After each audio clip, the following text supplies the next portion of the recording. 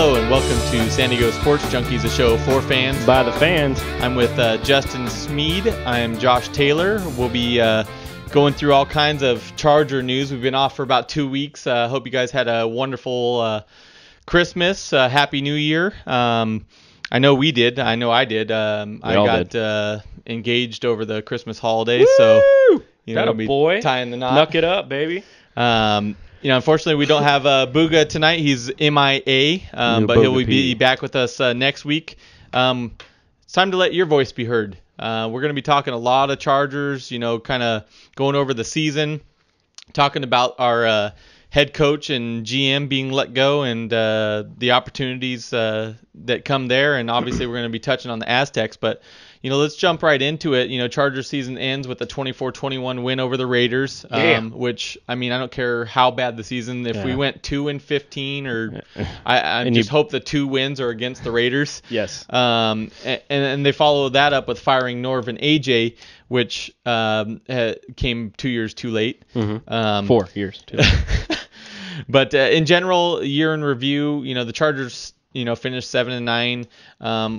They did end on kind of a mild high note, winning 3 of the last 4, which was good. Rivers started to show a little bit of what we know he can do. Well, especially in December. He only threw 1 interception in December. Yeah. What do the Chargers do, December usually? They win. Right. Usually. Exactly. You could have the crappiest middle of the year, and then December comes and they turn it on, even though there's no stakes. And honestly, I was in a way disappointed with that Chargers-Raider game because the way we started out, I really thought we were going to blow them out. I know. And we let them hang around. Well, that's what we've done all year. We've had leads, and we've let teams just mellow around. We're like, sweet, we got this game in the bag.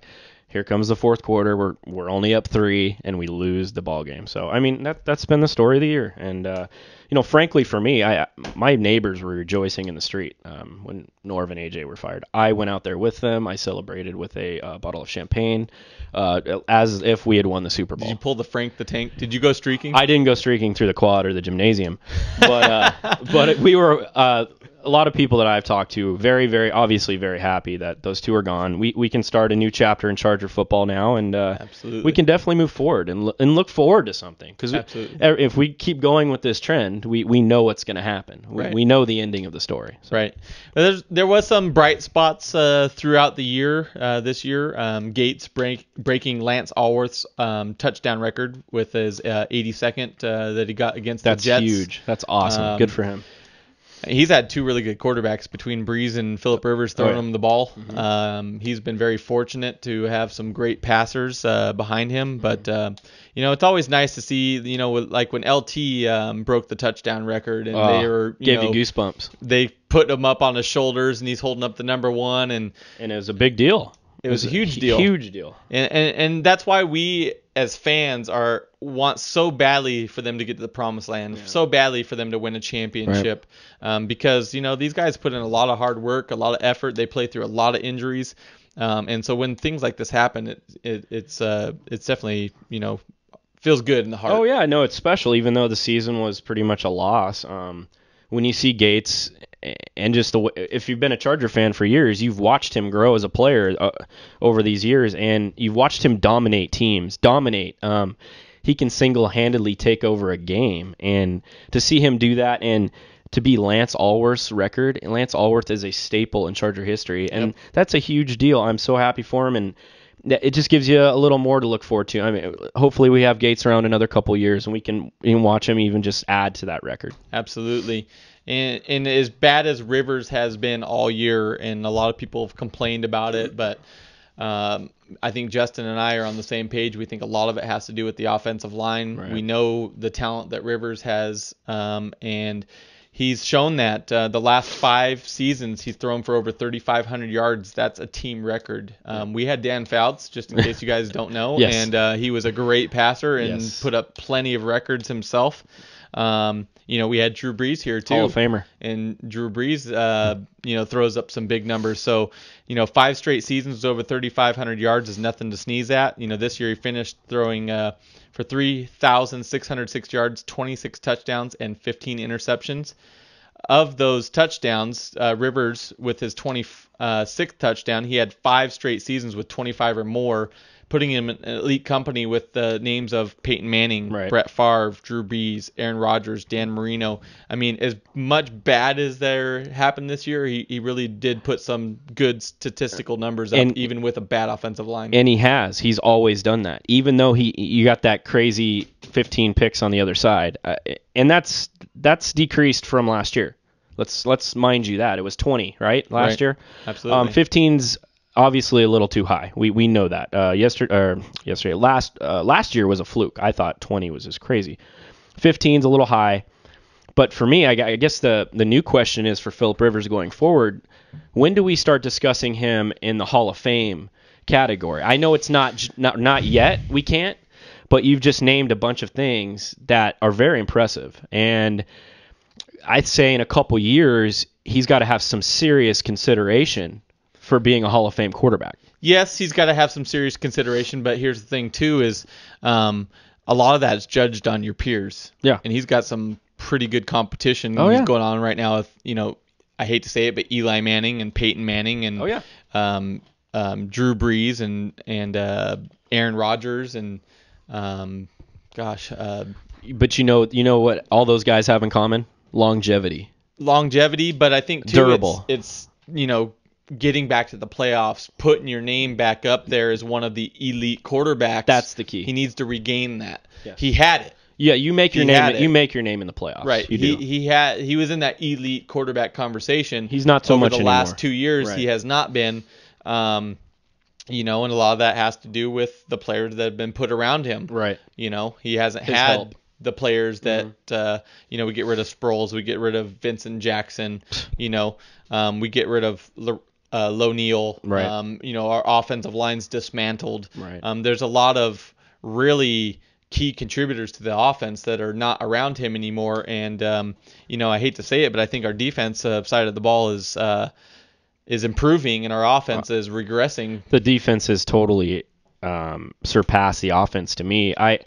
As bad as I want Phillip to succeed, in watching him this year, there were times in games where you just scratched your head and we were going, "What the hell are you doing, man?" Right. But then there's games where he has great games, or he has subpar games where he doesn't make mistakes and he gets the W. Right. Which is good and encouraging, but like you take it back to those games though where he has 3 picks and he turns the ball over and the other team gets opportunities to score. That's where you just go, "Come on, dude." But definitely the defense has kind of outshined the offense. This year has been just fun to watch the defense, in my opinion, and the way they stop the run and that kind of thing. I mean, the pass coverage wasn't there, but stuffing the run was there, and pressure on the quarterback was there. They just didn't always get to the quarterback. Right, and we did take some injuries on that defensive side of the ball, and they plugged people in and filled the roles nicely. Oh yeah. To touch on that, not to jump ahead in our notes here, but our defense finished 6th in the NFL against the rush. That's crazy. 9th overall. Anytime you're in the top 10 in offense or defense, that's saying something. Oh yeah, with a league this talented, yes, very much so. And we just need to continue to build on that because, let's be honest, our defense is a little aged. Oh yeah. With Takeo and you got some veterans, Quentin. With Quentin, especially. We need to get a little younger. We do. And a little more athletic. On the edges. Yeah. And you could see those numbers improve. That 6th could easily turn into a top 3. The 9th overall could easily turn into a top 5 defense just with a couple upgrades. Yeah, no, definitely. And that all depends on what's going to happen here in the future with the Chargers. I think they're not far on defense. Maybe you go get a top tier corner. Who knows what their plans are? We don't know who the GM is yet. What are their fresh ideas going to do for this team? Do you move Quentin Jammer? Do you release him? Do you say bye-bye and thanks for your service here? Thanks for the 10 years. What do you guys think about Nnamdi Asomugha? I know that everybody thought he was so great with the Raiders. I always thought he was overrated, but he might be a decent fit for our defense. What do you guys think? I personally love Nnamdi. I mean, obviously when he's playing for the Raiders, I hate anything black and silver. Right. But I think, he would be an upgrade to our secondary. Right. And that's what we need to look at. Spikes, Could he play another year here? Yeah, he could. I mean, he is a vocal leader of the defense along with Weddle, but I think, in my opinion, that needs to be upgraded. He's aged. He's well beyond his years, and I would like to see somebody maybe with 2-3 years experience and a true leader of the defense. Right. And somebody that can blow up the line, somebody that can drop back and cover, a tight end. Spikes can't do that. No, and I think that it's time to say goodbye to Takeo. I think it's time to let the handcuffs off Melvin. Play him every down, make sure he's a starter, let him roam free. He's an impact player, especially in year 2 coming up. He'll have more experience. He'll know what the calls are. If you keep John Pagano here, it's going to be a better defense next year. Butler is grown into such a leader and he's a stud. Yeah, he reminds, and I've said this before, he reminds me of Donnie Edwards type player. He's very instinctive. You have him, and you need to re-sign Phillips. I don't know how you can do that, if it fits into their plans or not.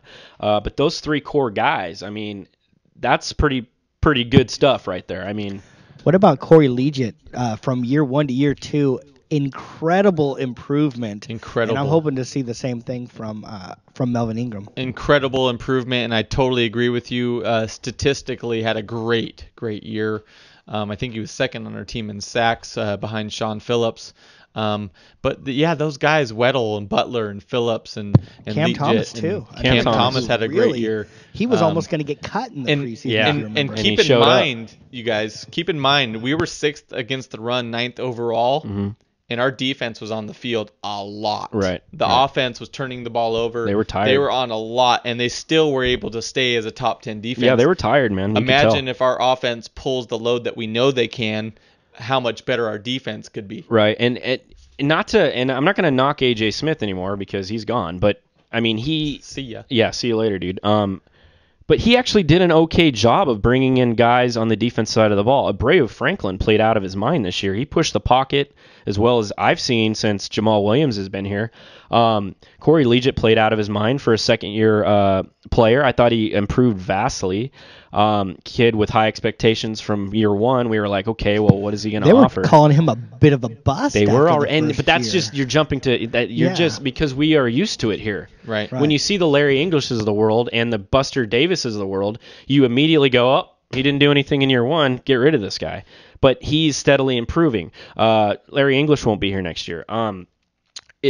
Melvin Ingram will grow tremendously. He's got upside. That kid Kendall Reyes. Kendall Reyes is another guy. He's going to be what I'm going to say. If our linebackers get if they get more cohesive together, which I believe they will, that'll allow the line to make more plays. And I think Reyes will fit in as like a Luis Castillo used to, making plays on the edges, getting into those tight creases and making tackles. Once we got that pocket pushback. So. Right. Well, and that's if there's one knock on the entire year as far as our defense, it was getting to the quarterback. We struggled sacking the quarterback. They couldn't finish. That was the problem. They could get the pressure, but they just couldn't. It was right there. It was just right there, and then the ball's gone. It would be like that quarterback stepped right. Yeah, the quarterback would step up, and they just get a hand on him. You're like, man, only if we could just get that one play or a turnover we needed, and we just didn't make the big plays on defense this year. Well, and see the outside linebackers, a lot of times they get pushed to the back, and they're coming from the backside of the quarterback. That's where you need, Franklin to push the pocket forward and collapse into him. Right. The quarterback steps up, and then Franklin's taking him down. You know what I mean? And that's the whole key to your 3-4 defense. You have to have an anchor in the middle of your line, and he has to be able to take on 2 defenders and push them physically back so everybody else can make their reads, their gap covers, and make plays. And that's how the 3-4 works. So hopefully the next GM that comes in here understands that, can work with the defensive coordinator. John Pagano did a great job, and just fit players to our scheme, and cut ties with some of the older guys and say, you know what, thanks for your service. I'd hate to lose Quentin Jammer. I love the guy. He's been here for so long. He's been through so many battles, but maybe it is time to cut ties with him, and I hate to say that, but Takeo Spike's another guy, a vocal leader, but what do they offer you at their age now? I mean, Right. are they going to give you what a young Donald Butler is going to give you? Absolutely Well, not. the thing is, we keep talking about we want them to bring in this guy and bring in that guy. If you're going to bring people in, you have to let somebody go. Yeah, Absolutely. you do. have to. And we still haven't given up on Jonas Mouton. I haven't anyway. Right. He's got another year to kind of prove himself. He's going to get better. Right. So. And the last thing, I want to see is I don't want to see another head coach or GM come in here and Pagano exits because they want to bring in their own people, because he's building something here. Granted, Right. it didn't start with him, Right. but he's refined it. Right. And it would be nice to see him stick around for a good 2, 3, 4, 5 years. Yeah. And really continue to have the Ravens style of defense where year in and year out, you're known as, we need to put up 15 points against this team or we're not going to win. Right. And I think Pagano's only a coordinator for 2 more years before he starts getting head coaching opportunities. That's the whole thing. But you know what the Chargers have done a great job of in the past years, and this goes back to Wade Phillips. He installed this defense, and they've brought guys in, whether it's Ron Rivera, 3-4. that run the 3-4, and what I do like about that. And AJ Smith, he kept it continuity there with the 3-4 defense, and his drafts were always focused on upgrading the 3-4 defense. So right. I do appreciate that fact about AJ Smith. He kept a lot of continuity here, but as going forward, the 3-4 is a perfect fit in San Diego because of our personnel. We always seem to have really talented linebackers. Yeah, we have a plethora. Yeah. Of linebackers. So we're looking good on that aspect. A couple other bright spots I want to touch on. Obviously we talked about Antonio Gates. He was tied for the team lead in touchdowns with 7 with Danario Alexander. If you guys didn't pay too much attention, Danario Alexander didn't come in till about week 9 or 10. Something like that. And put up 7 touchdowns in 6 games. Mm-hmm. That's pretty impressive. Very impressive. And him, along with healthy Floyd and a healthy Vincent Brown, that's a pretty decent. Don't even threesome. mention Royal or Meacham. I am sick of those two. Well, that's a pretty decent threesome, and Royal. I think Royal's a better Royal is a good guy to keep on the team for special teams, punt returns, kick returns type, and he can be you go 4 wide, you have another slot receiver. You saw it in the Raider game. They did those quick out passes to him. And I was like, that's what we missed. And that's Let's what give Royal just a little bit of a break. He was injured almost all year long. I give him a break, and he had a lot of personal issues, but they paid him a boatload of money. And you just got to live up to your contract. And I don't care if it's a little injury or whatever, just try to play through it. But if you couldn't, I understand. But that last game, they used some screen passes out to him.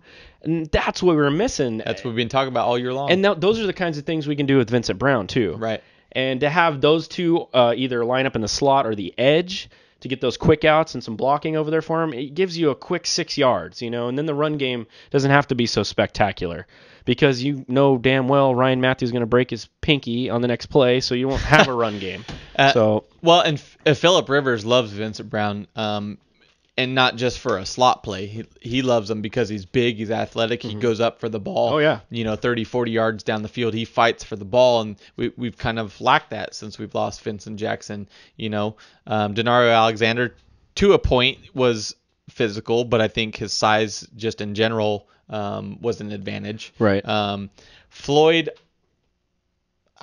Is he physical? I don't know. I don't think Floyd's he's not physical. I don't think he's the physical type. Again, it's he's a size he'll go get thing. the ball though. He's but your not deep physical, threat. but He'll get meet the ball in the air where it's highest point and bring it in. That's Right. what he's good at. And he has great hands. Yes, he has yes. great hands. But I think Vincent Brown is really the deep threat. To be honest, I think so too. In a way, you know who I'll compare him to, and it's not a good comparison. I don't know why I'm saying it.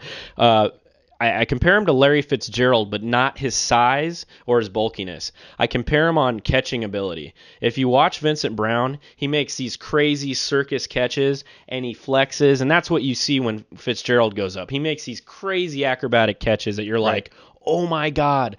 Obviously, he doesn't have the size of Fitzgerald, but he makes those kinds of plays. And Floyd's that way to a point. He can be, but you see Vincent Brown, even Phillip throws the ball behind receivers quite a bit. Let's be honest. Right. he's the type of guy that can reach this way or that way and flex and go get the ball. Right. There's guys who are just like, why didn't you throw it to me? Right. He's not one of those guys. He can make you a play, and that's why he was so greatly missed this year. But yes, I think with the additions of Danario Alexander, that big body we missed from Vincent Jackson, I think he can turn into that type of threat, because as long as his knees stay healthy, I think he'll be a good fit for the Bolts going forward. So. Right, and I mean, along with Vincent Brown, like I said, he goes up and gets the ball, and yes. I think that's one thing that Rivers did lack this year is the big receivers going up and getting the ball. Mm-hmm. The receivers at times, Rivers threw it up there for them to go up and get the ball, and they just kept running their route, and the ball would fall short, and instead of stopping their route, going up and getting the ball, and that's what some of his issues, at least with throwing the ball down the field. And again, I think Vincent Brown stretches the field for you.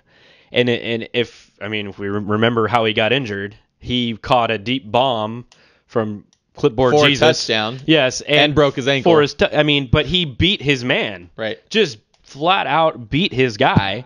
Let's remember, last season we didn't have a whole lot of deep ball, not because of the receivers, but because of the offensive line. We just didn't have the time. Exactly. Right.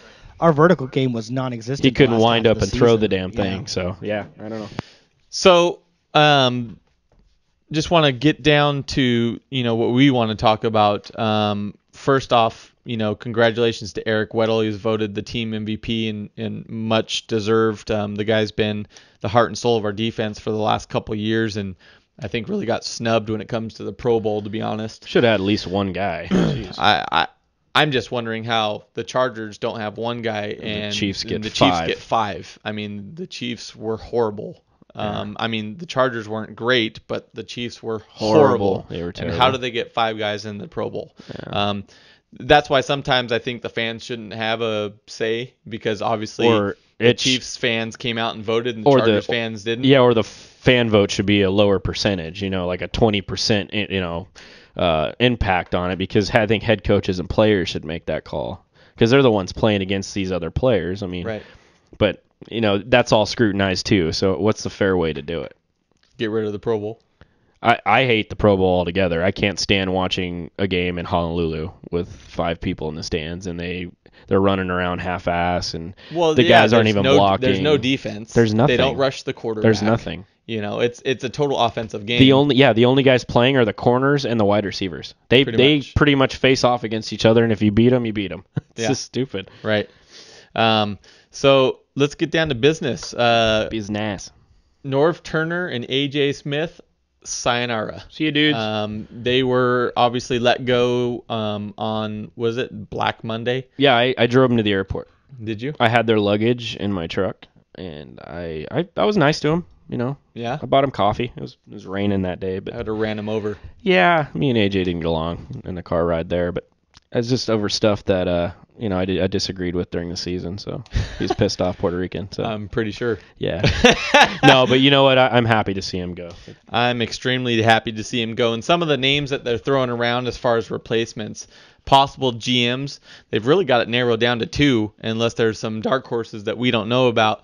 And that's Jimmy Raye, who's been with the Chargers now for, I think, like 13 years. Yeah, he's been the director of player personnel, I believe, for a long time. And the other name thrown around is Tom Telesco, which... And I think he does the same thing in Indy. In Indy, exactly. Player personnel. And Tom Telesco comes in with head coaching names thrown around. Bruce Arians, who, if you guys didn't pay attention, filled in very well for the Colts. Their head coach went down after week 2 or 3 with cancer, right? And he filled in and took a team full of rookies. I mean, really, rookie quarterback, a rookie running back, a lot of linemen, rebuild. They were 2-14, and now they're in the playoffs. Yeah, great job down there. They got knocked out, but they made the playoffs. They made the playoffs. Their fans were excited. They went to the playoffs. That's awesome. Absolutely. So Bruce Arians is one for possible head coach. They've thrown around the name Lovie Smith, which came from the Bears. Jim Mora, which has ties to San Diego. He has, as you can tell, Justin's not a big fan. He had coached here a couple times. Playoffs. And then Mike Holmgren, which had some pretty recent success up in Seattle. Personally, well, not recent, but I mean, he had success. Mike Holmgren hasn't been the coach there in a long time. But he was the GM. He was he went to Seattle to coach for a while, and then he took over the Browns general manager job for a while. He's been away for a while. How good are the Browns? Huh? How good are the Browns? Yeah, they're great. They put him in a great spot to go after a championship, as you can see. So, I mean, obviously there's the typical names, the Grudens being thrown around. Well, I have a question for you guys, if I could just butt in real quick. Yeah. I don't mean to ruin your groove over there. Okay, the inside sources are saying it's Jimmy Raye, right? All the outlets you hear, Twitter, World, local affiliate radio stations, what have you. Why is Dean Spanos flying around the damn country to have meetings with like 10 people if they're just going to hire within? Then you bring in Ron Wolf from the Green Bay Packers as a special assistant to help you decide that the guy that's already in the building is going to be your new GM. I could have been your special assistant, and you could have paid me some money for that. Right. I could have been, it's that guy over there. He's been here for 14 years. Right. Can you guys, I mean, doesn't that seem a little weird to you how Chargers do their business? Well, and the thing that frustrates me about that whole situation is the fact that, okay, if Jimmy Raye's your guy, I understand you have to go through the interviewing process. There's that Roney rule or whatever. Jeez. But so it's over in a couple days and you hire Jimmy Raye. Now we're losing out on the possibility of coaches that we would love to have here because they're signing. Oh yeah, Andy Reid elsewhere. Gone. Damn it. You know what I mean? I though. know. I'm. How long is it going to take? They're supposedly down to 2 people. No. How long is it going to take to finally get a GM and get the ball rolling on a head coach so we can start moving towards 2013 and 14? No, hear ya. And it's like we sit here and watch our Twitter accounts all day long, to update them and see what's going on, but nothing is going on. We have no news. They're like the Padres this year. They're doing nothing. Right. I think one thing the Chargers have realized is how important the GM is.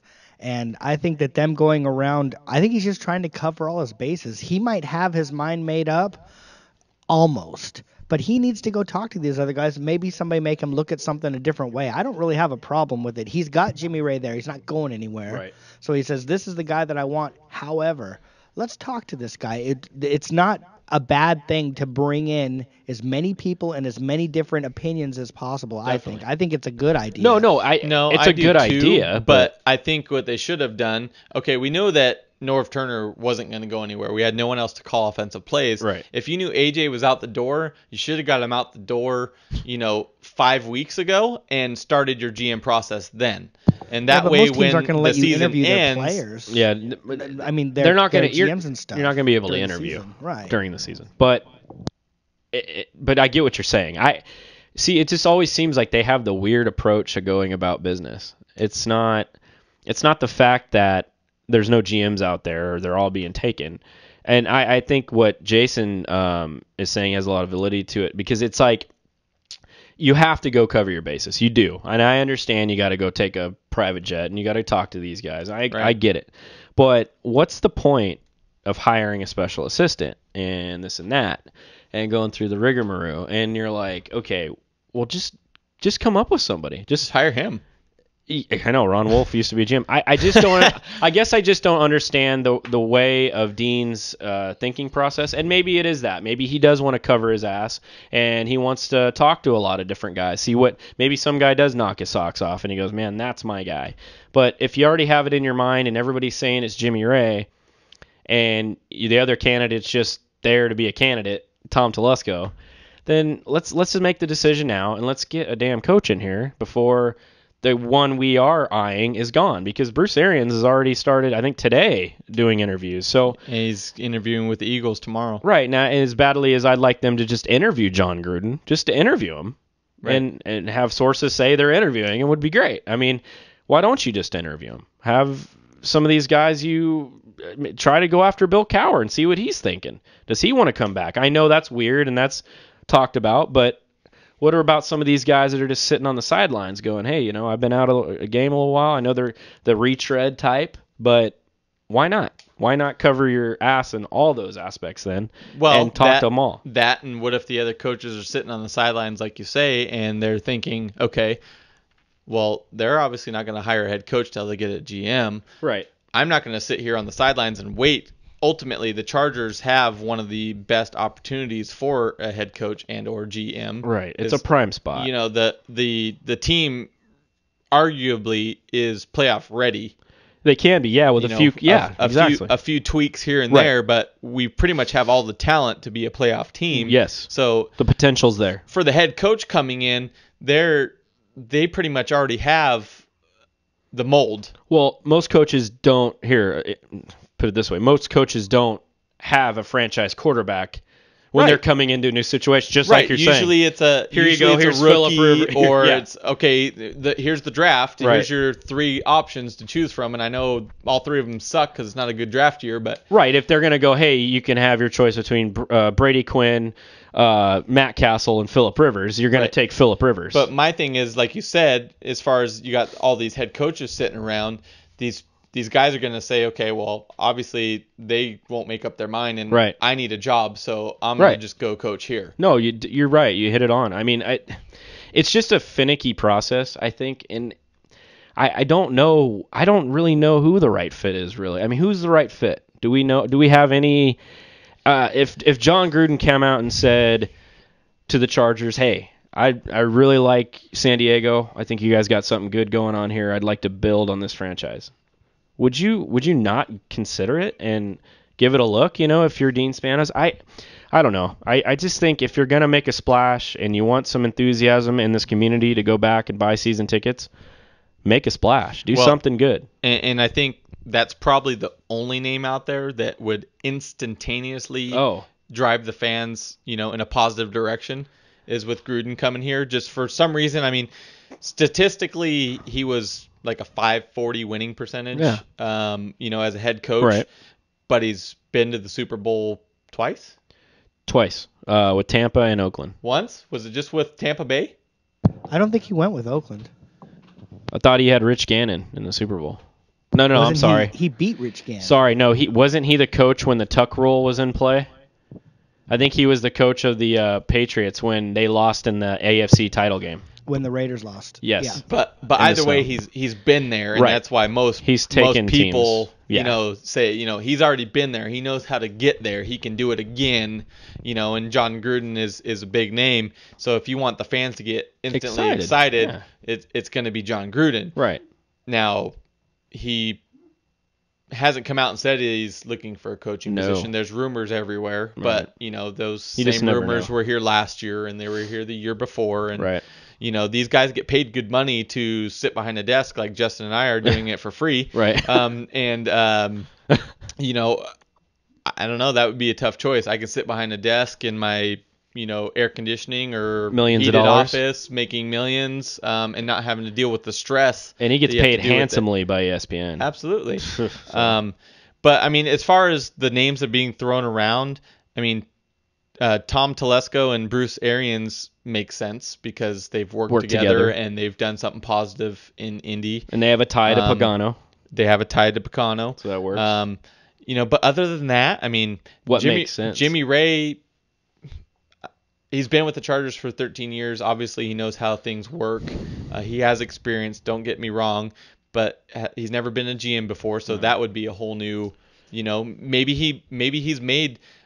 Was he the guy that you were talking about that's made good personnel options, but they weren't drafted or picked up or whatnot? They've turned into being good players elsewhere. Yeah, it had been reported that he had not stood by some of the picks AJ had selected. And who knows if that's true or not? You just hear it on Twitter or on a radio show. Who knows? I don't know if that's true. But if that was true, that's a good thing because you don't want the same thinking of AJ Smith. That's the whole problem I have with this whole thing. Are we getting a retread AJ Smith? We're getting the same guy in the booth here? I mean, that is a big flag for me. I don't know if I want that. I'd rather have Tom Telesco and a fresh new idea towards the organization. Right.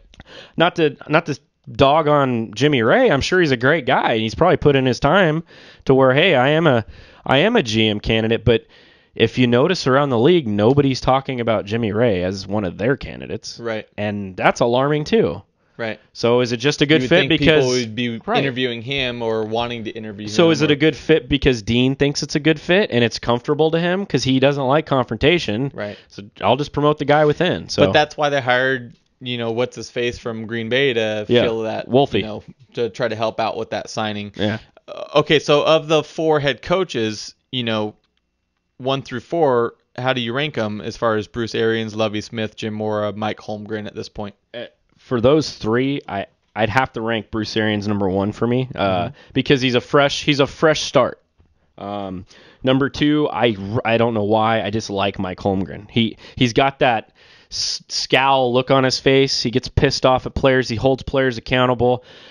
He's a little older. I don't even know if that's going to work though. I would put him at number 2 because that's who I like. Lovie Smith, he's always done a good job with what he's had. He's taken the Bears to the playoffs. He's worked with quarterbacks that are crap in Chicago, and he's done good. He's had great defenses. I like Lovie Smith. I just don't know if he'd be a good fit in San Diego. And I'm totally against Jim Mora. I don't want Jim Mora. He's a pushover to me. Playoffs? What are you talking playoffs for? Playoffs. That's what if he got the coaching job. Hey, what do you think about this job? Playoffs. Yeah, he'd be funnier. But no, he'd be my number 4 candidate on this list. I want John Gruden to be number 1. I just like him. But Bruce Arians gives you a fresh new vibe, something to be okay. I don't even know what this guy can do. He took a team that was real young, bunch of rookies, and turned them into second-year players. Yeah, and maybe you just got him motivated. From all the interviews I've seen, he's got a lot of fire in his belly. He talks with enthusiasm, he really means business. He looks into their eyes. I mean, you can tell he's a player's coach. Right. Like Norv isn't a player's coach. Right. He might have been a quarterback's coach, but he was never a player's coach. And I like that about Arians. And I don't know. What would be your ranking? Because I just don't like the Jim Mora idea out of all 4 of those guys. I would have to say Bruce Arians number 1. Mm-hmm.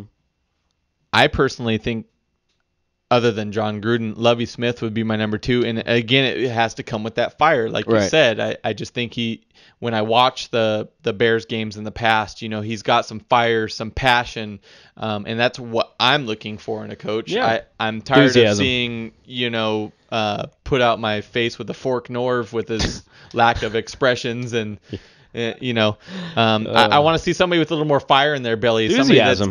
Somebody that's because honestly, okay, I think there's some prima donnas personally that need to be, somebody needs to grab them by the collar and say, this is how it goes. If you don't do it, there's some prima donnas on the Chargers team. Yes, there is. And that was because of Norv, because Norv would let these players walk all over him. Right. And you see it on the sidelines with Phillip Rivers. Norv would try to tell Rivers after he just threw an interception, and Rivers would say, bleep, bleep, bleep, and go walk away. F off, Norv. I'm gonna sit here and sulk. Right. And I don't want to talk. Instead of, hey, I'm the coach. This is what I see. We need to learn from this.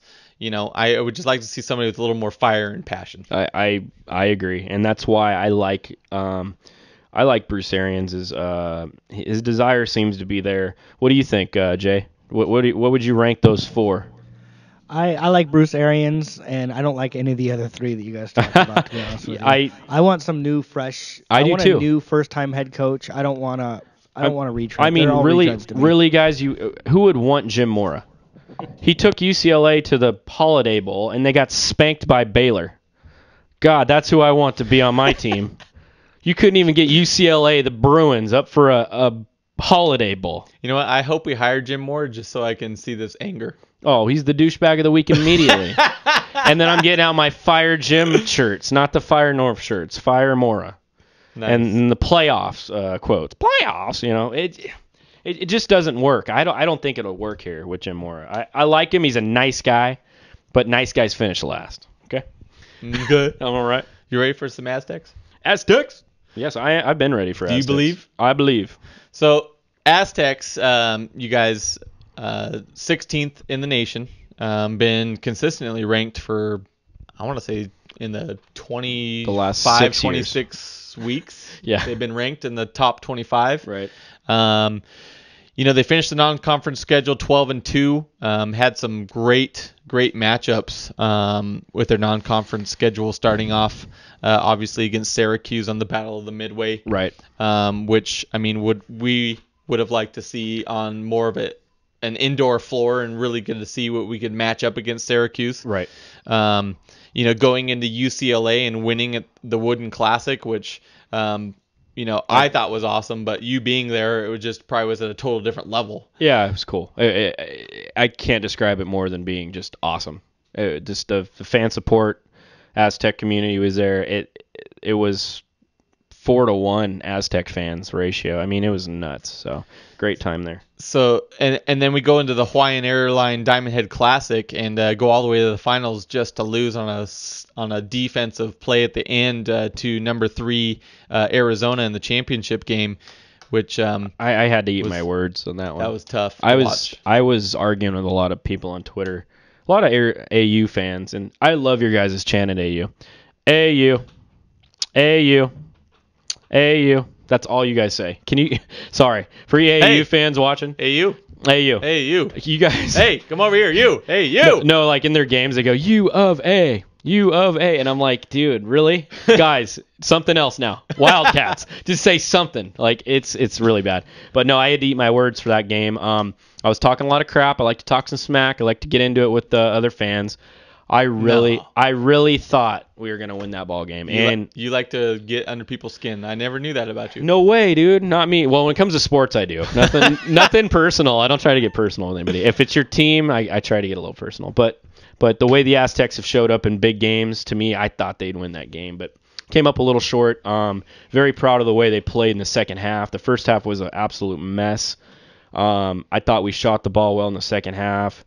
Limited the turnovers in the second half. Dominated the second half. That was a huge game, Josh. That was huge. And we could have won that. And that's what really aggravates me. It was the number 3 team in the nation. Right. And like you were talking about, we had 12 turnovers.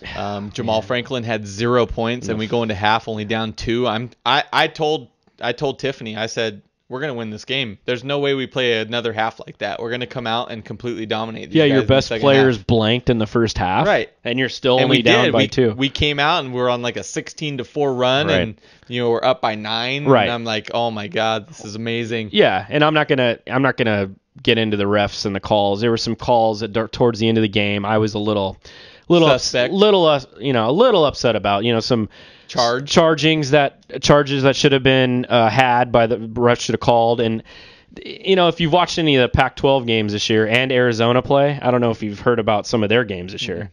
Oh my God, the referees, they should be the Pac-12 referees for the rest of their lives, because they are homers, man.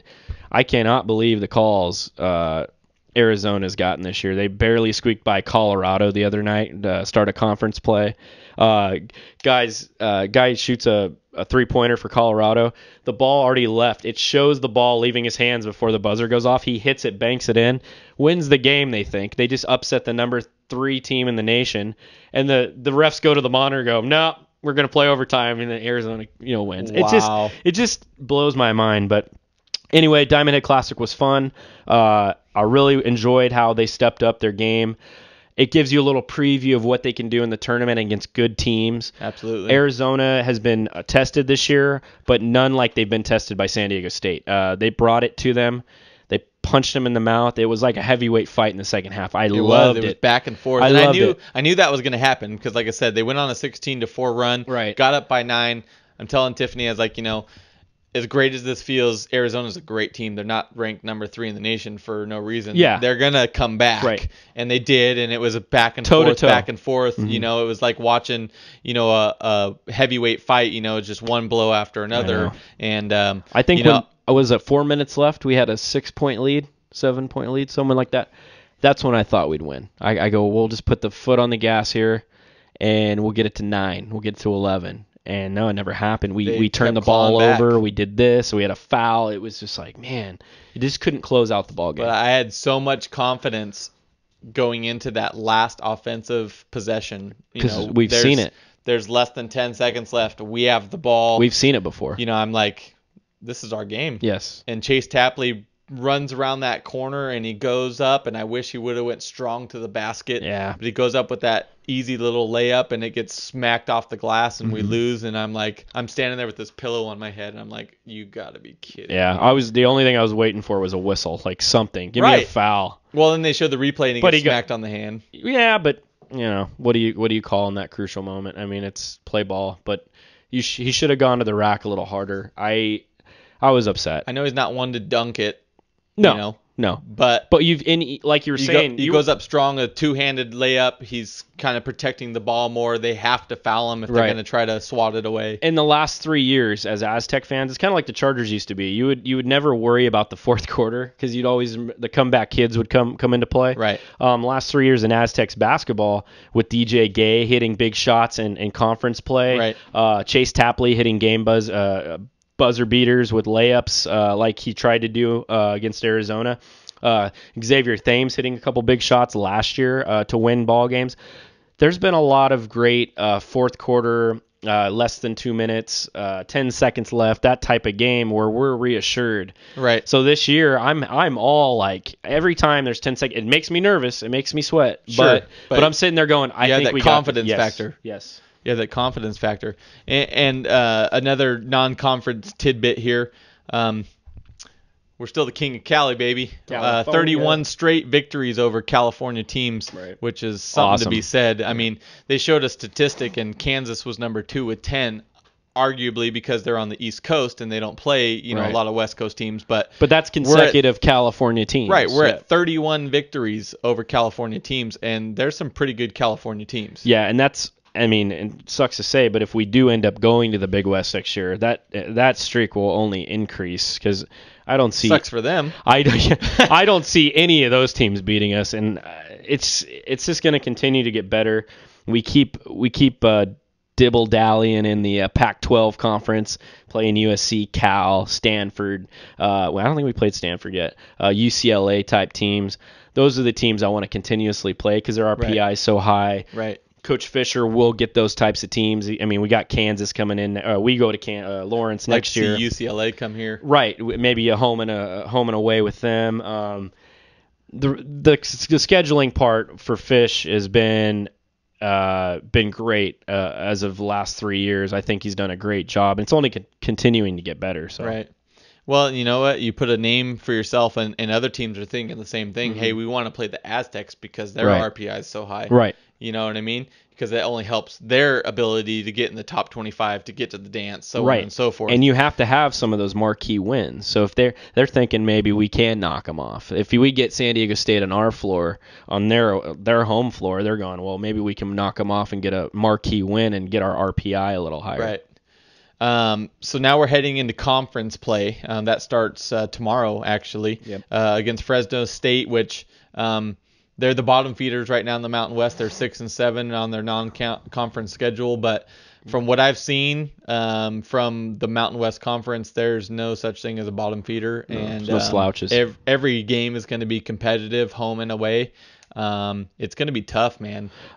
Every game's going to be a dogfight. We know that. And just because Fresno State's at the bottom of the food chain does not mean they're not going to come out and play hard. They want their first game is going to be against a ranked team. They're going, we're bringing our A game tonight. The target's on our back. Exactly, and we're going to get everybody's best shot. There's no gimmies in this conference. Colorado State, New Mexico, these teams can play basketball, and being dinged up going into it, Xavier Thames not going to play tomorrow night, unfortunately for the Aztecs, but we have guys. I mean, this is a deep team. We don't have to worry too much, and that's why it is good playing maybe a Fresno State now compared to maybe starting off the conference play with New Mexico, UNLV, or Colorado State. Right. So we should Wyoming. If Wyoming hasn't lost this year. So to be fortunate enough to play Fresno State dinged up, awesome, because it just gives us a little breather. And maybe get these guys healthy. Maybe get Winston Shepard some time at point guard. Chase Tapley at point guard. I don't know what LeBradford Franklin's doing. I don't know if he's playing anymore. But this conference is tough, Josh. It's going to be a dogfight all year. Well, and tough is just a scratch in the surface. I mean, we have 4 teams that are ranked in the AP and coaches poll. Obviously, Aztecs, they're 16 in the AP, 15 in the coaches poll. UNLV is 24 in the AP, 19 in the coaches poll. You got New Mexico's 25 in the AP, and you have Wyoming that's 25 in the coaches poll. And Colorado's not too far behind. I mean, they get a couple. They knock off a UNLV or a New Mexico or Wyoming. You could see them up there too. So there will be some upsets this year in our league, and I hate to say that. I think we might even get knocked off once, hopefully just once. But if it has to happen, we're not going to blow through this schedule. It's not that easy. No, not playing UNLV, we're going to be at home, but it's still UNLV. You're still getting UNLV here. So for me, it's all tough. UNLV just went up to North Carolina. I was going to throw that out there earlier, and they played a whale of a game. But North Carolina, unranked Tar Heels, they're never hardly unranked, knocked off UNLV. So, they played tough against them, though, against a powerhouse of the ACC. So, dude, this league, man, I get goosebumps thinking about it because the matchups are going to be so physical. It's going to be like the Clippers dominating the Lakers usually. God! So I was thinking about the other day. I'm thinking the Aztecs can knock off the Lakers right now. Yeah, look, they're down Pau Gasol. Well, of course they don't have and Pau Dwight Gasol or Howard. I think they could come into Staples Center and put a shellacking on the Lakers. What do you guys think? You would Aztecs. say that. What? You would Come on, say that. no, I'm just kidding. I'm trying to give Josh a hard time. His Lakers are having a tough season. They're having an extremely tough season. One word for you, D and Tony. Yeah. Maybe it's 2 words, maybe 3 syllables. I have no idea. Who cares? You're a bitter Laker Charger fan. Our first big game as far as the Aztecs go, January 16th against UNLV at Viejas Arena. So I have to tell you something. I went over to my sister's house yesterday. She cuts my hair. Thank you very much. Nice. And Job, sister. my brother-in-law's dad lives in Vegas. Right. He is a general manager of a dealership out there. And so when they went out there for Christmas, they went to a UNLV game. Nice. Yeah. So my niece was given a UNLV cheerleading outfit. And I asked her yesterday who her favorite team is, and she says Rebels. Oh, stop. Oh my God. What? Yeah. What? It was brutal. Disowned. Disowned. Just don't ever go over there. Taking all again. your Christmas gifts don't back. Don't ever go Give over them there again. You do not go to that house. You tell them, I will not come over till you burn that outfit.